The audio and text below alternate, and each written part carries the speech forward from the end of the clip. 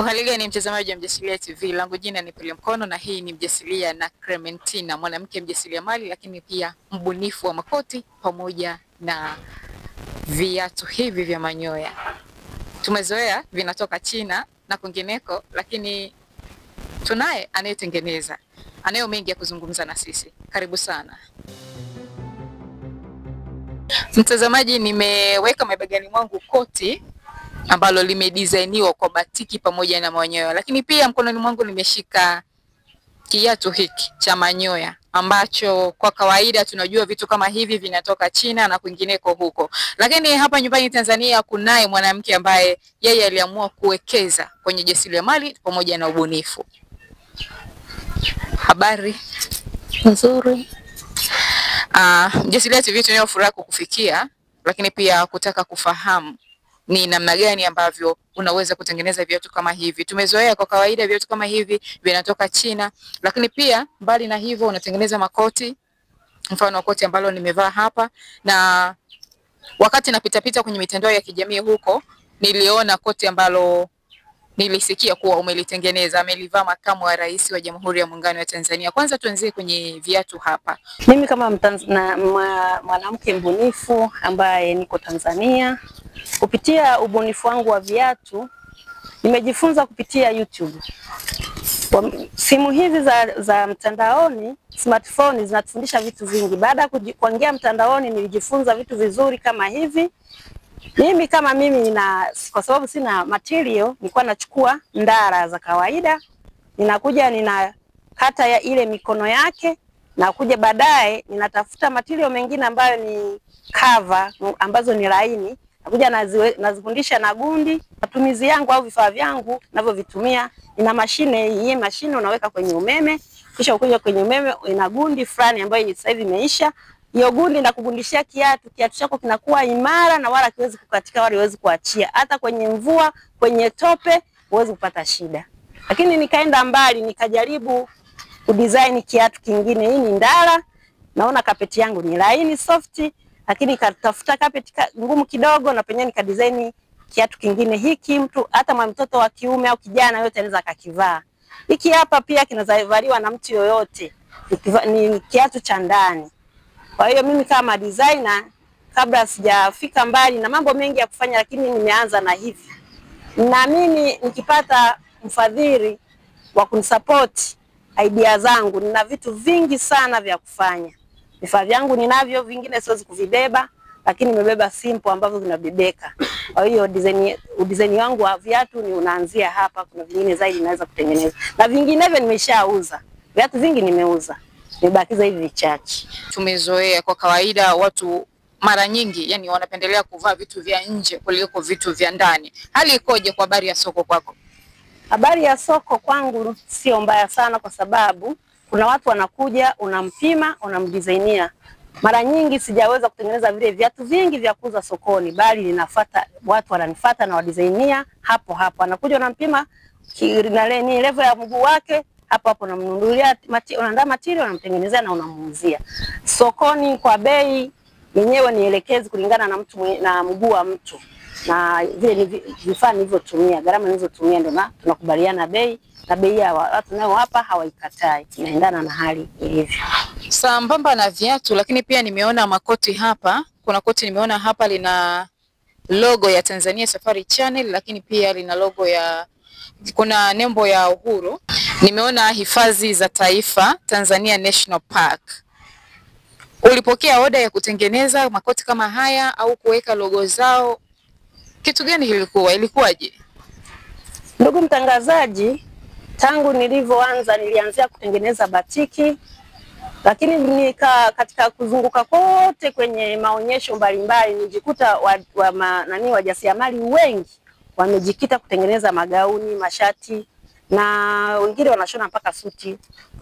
Mimi nikarudi nyuma nikasema nitengeneze koti, lakini ndoto yangu ambayo tangu nyuma nikiwa nahisi bado mdogo, huwa natamani mambo ya tour. Kwa hiyo ndo maana ndoto yangu natamani Tanzania iwe na vazi maalum ambalo naweza ikatangaza utaifa wetu, lakini pia ikatangaza na vivutio vyetu nchini. Ndo ndoto nilionayo. Miongoni mwa makoti ambayo umetengeneza, kuna koti nilisikia amelivaa makamu wa rais wa Jamhuri ya Muungano wa Tanzania Philip Mpango, lakini pia nikafuatilia kwenye picha na nikaona kweli, nikashuhudia amevaa. Alilipataje au ilikuwaje? Koti lile baada ya kuandaliwa na mgodi wa Barrick Biankuru kushiriki maonyesho ya SIDO Kigoma, SIDO ya 3 Kigoma, nilijiandaa kama mjasiriamali mbunifu. Kwa hiyo koti lile nilikabidhi kwa usalama. Kila kazi inapoanzishwa inaanzishwa kwa malengo. Sasa nimeona kwamba umefanya kazi yako kwa ugumu, lakini pia kwa ukubwa, na imeweza kwenda mbali. Yani koti kuvaliwa na makamu wa rais ambalo umetengeneza wewe ni jambo kubwa sana. Kuvaliwa na mkuu wa mkoa fulani na kiongozi fulani ni jambo kubwa sana. Hiyo inamaanisha kazi yako ni nzuri na jamii imeikubali. Nini maono na mtazamo wako kuhakikisha kwamba sasa unapiga hatua zingine nyingi mbele? Maono yangu na mtazamo wangu kupitia vazi hili, natamani vijana wengi wa kike na wa kiume waweze kujifunza ufundi. Na ndio maana hata taifa letu la Tanzania, kwa maana ya chini ya uongozi wa mama yetu kipenzi Mama Samia Suluhu Hassan, kata yetu ya Bugarama kasapoti bilioni 2 kwa ajili ya jengo la VETA. Lengo kubwa ni kwamba vijana wengi wajifunze ufundi na wajifunze ubunifu kama mimi. Na mimi kupitia hiyo VETA, wale mafundi vyeleani wote watakaojifunza, natamani mimi nikiwa na kiwanda ama garment kubwa niweze kuwaajiri. Katika kila hatua ya mafanikio ya mtu, tunajua kuna mtu mmoja au watu yani walisapoti kwa namna moja ama nyingine, iwe ni kimawazo, kifedha na mchango wowote ule kuhakikisha kwamba mtu anakuwa amefika mahali fulani. Ni kina nani ambao siku zote ukisimama lazima uwataje kwenye safari yako hii ya utengenezaji wa makoti? Ambao kwenye safari yangu ya utengenezaji wa makoti ambao siwezi kuwasahau hata ukiniamsha usingizini ni mgodi wa Barrick Biankuru, ofisi ya maendeleo ya jamii. Ofisi ya maendeleo ya jamii baada ya kuona ubunifu wangu huu, kwanza hawakuamini.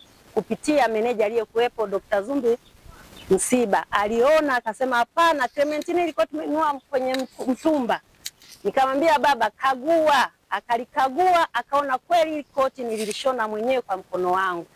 Natamani nipate mtu wa kunifadhili niweze kusimama mwenyewe, na ndoto yangu ni kuwafundisha vijana wajifunze kushona. Mtazamaji, hili koti pia lina zipu ambayo ukitaka unaweza ukatoa kichwa chake, yani ukatoa kofia ambayo iko juu kama hivi